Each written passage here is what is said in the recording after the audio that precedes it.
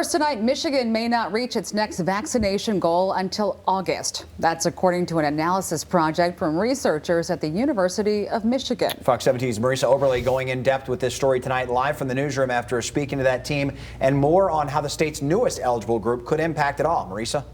Derek and Janice, the person I spoke to, says this all depends on what Michiganders actually do, but their modeling is based off of current vaccination trends. The state may see an uptick in rates for the first time in weeks due to shots expanding to people ages 12 and older. But in terms of those kids helping us achieve those reopening benchmarks, it won't happen.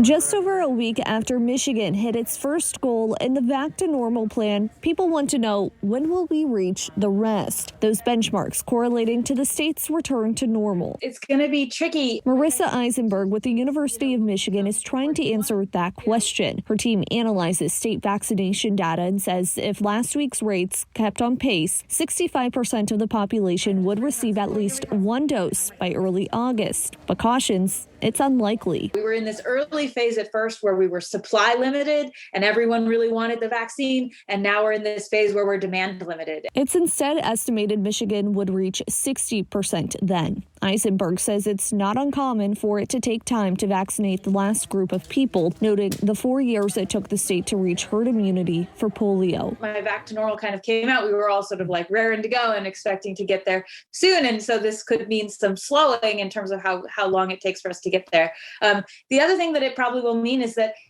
there will need to be more work to help people who need, assistance getting access to vaccines or, are kind of on the fence. Eisenberg believes Michigan's newest eligible group, kids aged 12 to 15 years old, could boost vaccination efforts by roughly 5%. 7.5% of the population has already received a shot, although Governor Whitmer, in an interview last week, said they would not count as part of Vacc to Normal metrics. From protecting yourself and protecting your own family, so that you don't transmit it to them as well. I think getting vaccinated is really important.